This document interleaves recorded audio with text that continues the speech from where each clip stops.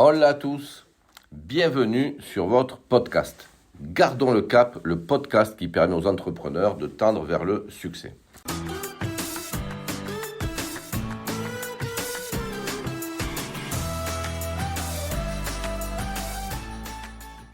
Alors aujourd'hui, je vais vous parler d'un sujet qui prend de l'ampleur auprès des entrepreneurs, mais pas que d'ailleurs, vu le monde dans lequel nous sommes et pour les entrepreneurs, le contexte économique et social et la situation financière des entreprises. Je vois beaucoup d'entrepreneurs qui ont peur qui ont des craintes sur le devenir de leur business et je le comprends tout à fait. C'est pour ça aujourd'hui que j'ai choisi cette thématique. Je vais vous expliquer dans cette thématique comment, quand on a des situations qui sont difficiles, qui sont des situations de changement, c'est-à-dire que je veux me lancer dans l'entrepreneuriat, je dois prendre des décisions pour amener de l'amélioration de mon business.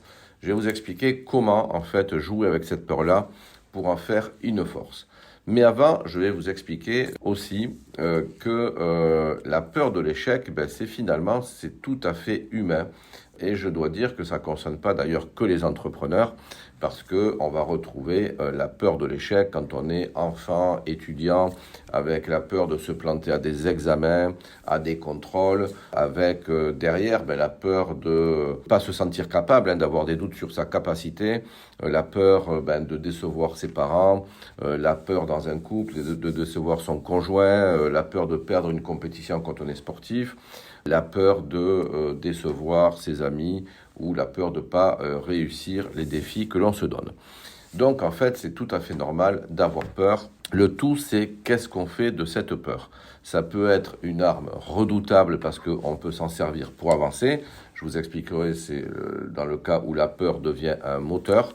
Et je vous dirai aussi dans quelle situation cette peur-là peut nous paralyser. Peut-être que certains d'entre vous, vous reconnaissez là. Et moi-même, il m'est arrivé, et il m'arrive bien normalement, pour piloter mon entreprise ou dans certaines conditions, de pouvoir avoir peur aussi de l'échec, en tout cas la peur de ne pas y arriver. Pour dire les choses telles qu'elles sont, c'est absolument normal d'être dans cette situation-là et j'ai même envie de dire que ceux qui n'ont peur de rien, il y a peut-être un certain niveau d'inconscience.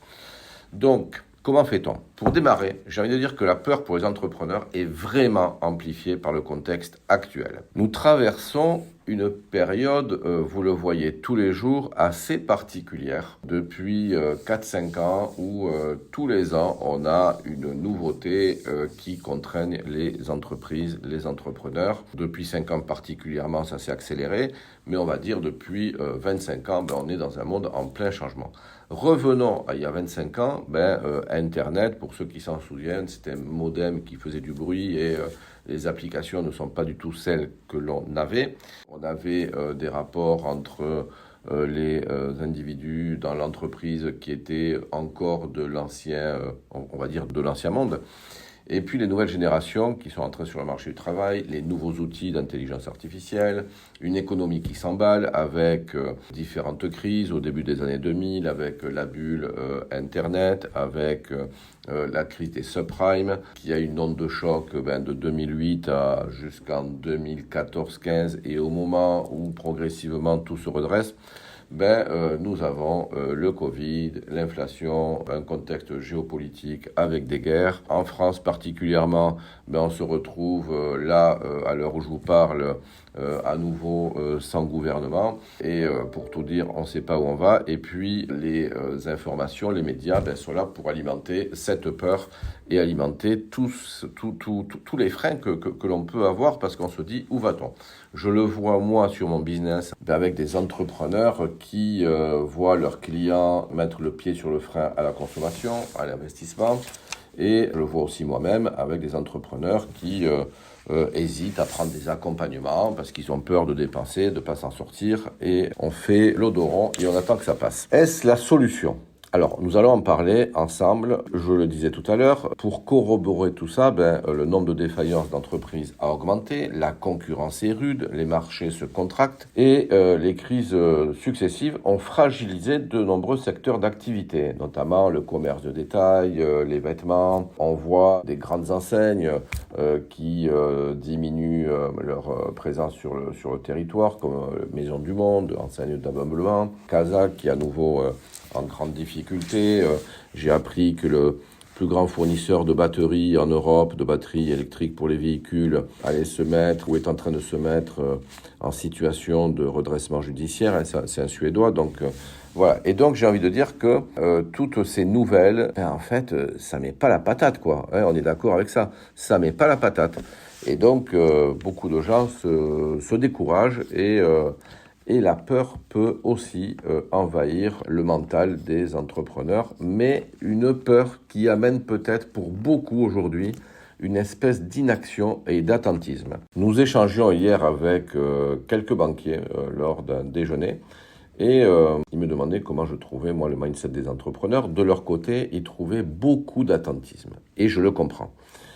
Maintenant, trop attendre va peut-être nous éviter de voir des opportunités et ça c'est bien dommage. Et l'idée c'est comment je vais profiter d'opportunités plutôt que me focaliser sur le problème. C'est pas évident, nous allons en parler. En tout cas, dans ce contexte tendu, il est facile de comprendre pourquoi la peur de l'échec est plus présente que jamais chez les entrepreneurs. L'environnement actuel impose une pression constante. Chaque décision semble cruciale, chaque erreur potentiellement fatale. Les trésoreries se tendent et puis, on doit le dire, les équipes, les collaborateurs parfois manquent de repères et c'est là où on va retrouver ce que je vous disais dans un précédent podcast. Verrouiller son écosystème et son équipe est une nécessité. Nous parlerons d'ailleurs de comment bâtir une équipe solide lors d'un prochain podcast. Et moi, j'ai envie de dire que c'est justement dans ces moments de turbulence que le courage entrepreneurial prend tout son sens. La peur de l'échec peut soit vous paralyser, soit devenir un moteur de vigilance et d'innovation. L'échec est une réalité possible, mais la pire des choses, ce serait de ne rien faire, par crainte de tomber. Et comme j'aime à le dire, ne pas évoluer, c'est déjà échouer. D'abord, avant d'aller plus loin, j'aimerais qu'on fasse une petite définition de l'échec. Parce que je crois que là aussi, il y a une grande confusion. Pour moi, ce qui constitue le plus grand échec, c'est de ne rien faire et d'attendre. Et de passer à côté d'opportunités. Quand on tente quelque chose et qu'on se plante, d'accord, on ne peut jamais savoir si c'est mieux que d'avoir rien fait. Mais au moins, j'ai tenté et j'ai appris. Alors, évidemment, il ne faut pas que le plantus soit énorme, donc on dira tout à l'heure que, évidemment, il faut rester vigilant parce qu'il ne s'agit pas de faire n'importe quoi. Mais l'échec est souvent perçu comme un manque de résultats, une perte financière ou une erreur stratégique. Mais le véritable échec, je le redis, c'est l'inaction face au défi. Ne rien tenter par peur de mal faire, c'est s'empêcher de grandir et d'apprendre. Et on peut le retrouver effectivement chez des gens qui craignent beaucoup de choses, qui ont peur de perdre, qui s'empêchent finalement de grandir et d'apprendre. Chez moi, chez K-Manager, avec mon équipe, nous voyons l'échec comme une étape nécessaire de l'apprentissage. Et en fait, j'ai même envie de dire, se tromper une fois, c'est pas un échec. Répéter les mêmes erreurs sans en tirer des leçons, c'est là que l'échec devient réel.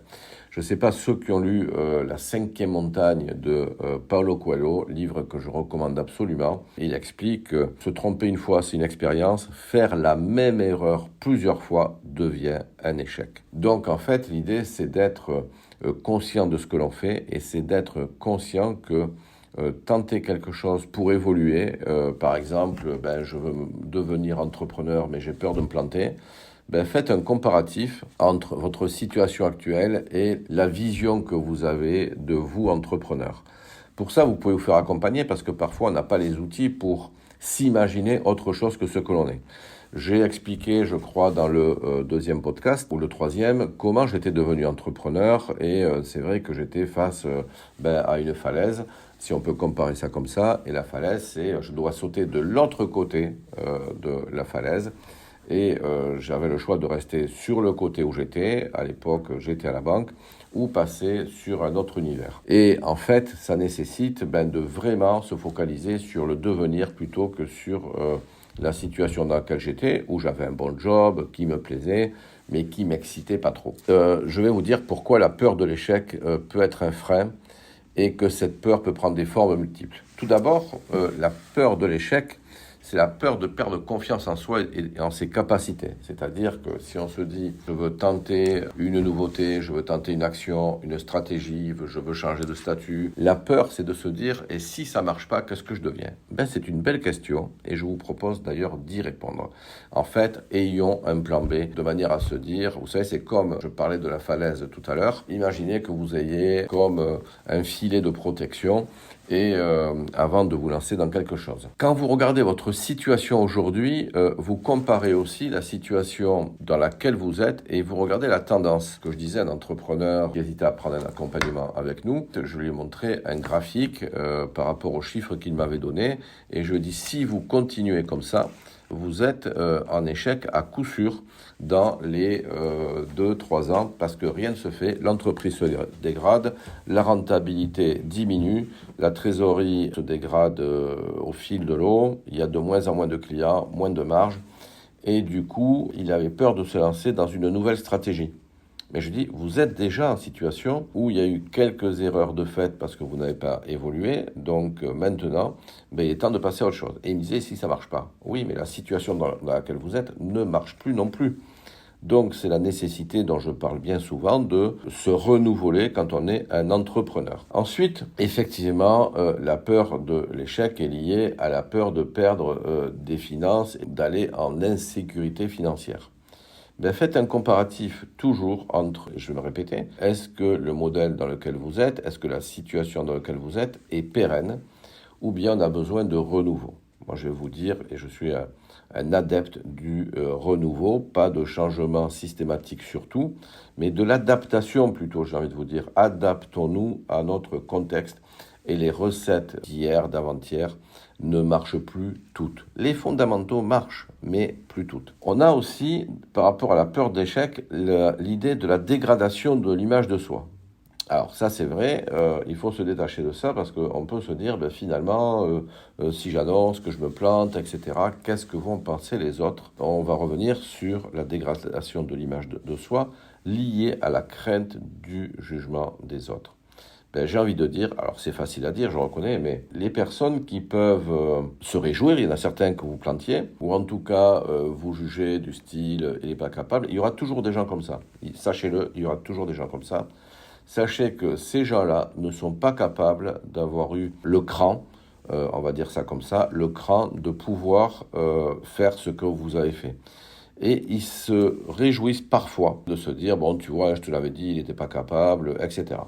Donc ça, il y a un travail sur soi pour avancer et faire en sorte que, comparez-vous à vous, ne cherchez pas à plaire aux autres et à réagir par rapport au regard des autres. J'ai envie de dire, vous savez, c'est comme quand on pilote son entreprise. L'entreprise, il faut savoir si on subit par rapport à l'environnement ou je suis acteur de cet environnement-là en m'y adaptant et en trouvant des solutions au fil de l'eau. Et enfin, on va parler de la baisse d'estime de soi face aux attentes non réalisées. Donc, dans un contexte économique instable, ces inquiétudes sont vraiment légitimes, mais elles peuvent devenir des chaînes qui vous empêchent d'avancer. Et là, c'est là qu'est tout le problème. Je reviens un petit peu sur ce que j'ai dit précédemment en disant que l'échec, c'est finalement un magnifique outil d'apprentissage. L'échec est gommé dès qu'on en fait quelque chose. L'échec, c'est comme un outil d'apprentissage. À partir du moment où on en tire des leçons et qu'on avance, nous gommons l'échec. Je répète, si nous faisons quelque chose de l'échec pour aller plus haut, vous savez ce qu'on appelle l'effet rebond, et on va aller plus haut que ce qui était la situation avant. Et dans ce cas-là, l'échec est gommé. Bon, j'espère que j'ai été clair, parce que chaque erreur contient en lui une leçon qui, bien exploitée, devient une force. Et je vais vous citer quelques exemples. Il y a 5 ans, j'ai dû faire du ménage dans l'entreprise parce que j'étais sur une impasse. À un moment donné, j'avais un écosystème qui ne fonctionnait plus, avec une équipe qui était démotivée, et puis j'en tiens toute la responsabilité. J'ai dû me couper de tous les collaborateurs avec lesquels j'étais, et c'était assez violent en fait, parce que je ne m'imaginais pas faire ça. Et finalement, ça a été très bénéfique. Et avec Laetitia, ma femme avec qui je travaille, on s'est fait du brainstorming pour analyser ce qu'étaient les causes de cette situation-là et comment on a fait pour revenir plus haut. En 2019, j'ai fait ma plus mauvaise année entrepreneuriale. En 2020, j'ai fait la meilleure, puis en 2021 la meilleure, puis en 2022, etc. Et après, la conjoncture s'est à nouveau durcie en 2023, donc il faut s'adapter et faire de nouvelles offres, etc. Mais ce que je veux dire par là, c'est que cette violence qu'on a connue en 2019 en termes entrepreneurial, on en a fait une force parce que ça nous a permis de créer de nouvelles offres, ça nous a permis de revoir notre manière de manager notre équipe, ça nous a permis aussi de voir avec qui on voulait travailler et de quoi devait être fait notre écosystème. Et faire de l'élagage, comme disent les paysagistes ou les personnes qui travaillent dans les espaces verts, en fait, c'est nécessaire aussi en entrepreneuriat. Ce que je veux dire, c'est que vraiment, on a rebondi beaucoup plus haut avec un écosystème beaucoup plus fort parce qu'on a tiré des leçons de notre situation. Et du coup, cet échec a été gommé. Par rapport à l'échec, j'ai envie de dire que nous sommes dans une culture aussi qui est vraiment hermétique à l'expérience et à l'échec. Alors, pour rebondir, comment j'ai fait ? En fait, moi, ce que je recommande, c'est effectivement, il faut toujours analyser ce qui s'est passé et ensuite, je me focalise sur ma vision, le futur que je souhaite. J'en parlais un peu plus haut, au début du podcast. Je me focalise sur vraiment qu'est-ce que je veux dans le futur, qu'est-ce que je ne veux plus aussi. Et ensuite, je dessine mon futur avec, en écrivant la destination. Voilà, dans 5 ans, qu'est-ce que je veux être, qu'est-ce que je veux devenir. Et je vais décrire toute la stratégie pour arriver à ce que je souhaite avec une vision financière. Et je me focalise là-dessus. Si je me focalise sur la situation difficile, sans arrêt, j'en sors pas. Ça veut dire qu'il est nécessaire de faire le deuil quand on a un échec pour pouvoir se relever, comprendre, réagir et ensuite agir sur la stratégie et la vision qu'on se donne. C'est ça le rebond. Maintenant, la peur peut être un moteur. La peur peut devenir une force motrice si nous l'utilisons. Elle permet de renforcer notre vigilance en ayant tiré les leçons de l'échec ou même si on n'a pas été en situation de difficulté, de renforcer tout simplement notre vigilance. Sur quoi nous devons faire attention pour éviter des difficultés. Ça permet aussi de stimuler notre créativité pour trouver des solutions. Quand j'ai peur de l'échec, je vais me focaliser sur des situations qui ne sont pas encore arrivées, mais qui pourraient arriver. Et plus je me focalise sur ces situations difficiles, plus je vais les attirer. Donc, focalisons-nous sur des solutions aux problèmes qui pourront arriver. Voir les problèmes qui peuvent arriver, c'est excellent. Mais justement, si j'évite de me focaliser dessus, d'accord, mais que je les énonce, je vais travailler sur les solutions pour éviter ces problèmes. Et enfin, moi je pense que pour sortir de notre peur et transformer la peur en moteur, cette peur va nous permettre de sortir de notre zone de confort pour innover. Moi j'ai un client qui est dans la distribution, qui a un supermarché. C'est quelqu'un qui est vraiment au fond de lui, a beaucoup de peur, mais justement, ces peurs, il les transcende pour avancer, pour investir. C'est quelqu'un qui est parti de zéro. Et puis il a acheté un Super U de quelques centaines de milliers d'euros. Puis un autre, il a vendu. Et puis il a grandi.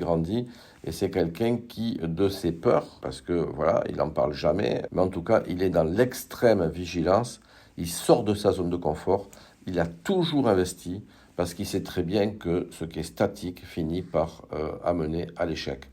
Donc si la prudence est nécessaire, l'audace l'est tout autant et face à l'incertitude actuelle, l'inaction est le plus grand risque. Donc moi j'ai envie de vous dire que plutôt que de vous concentrer sur ce qui pourrait mal tourner en conclusion, focalisez-vous sur ce qui peut réussir en étant conscient de ce qui peut mal tourner et que la peur paralysante amène systématiquement à l'échec, que chaque défi surmonté vous rapproche de votre objectif. Et chez nous, chez K-Manager, nous conseillons que derrière chaque obstacle se cache une opportunité de croissance et un nouveau monde, qu'on passe sur un nouvel univers. Pour finir, j'ai envie de vous dire que dans un contexte économique difficile, rappelons-nous que le plus grand échec est de ne pas essayer, que le plus grand échec est de se focaliser sur ce qui pourrait arriver et que souvent nous imaginons plus le pire que la réalité possible.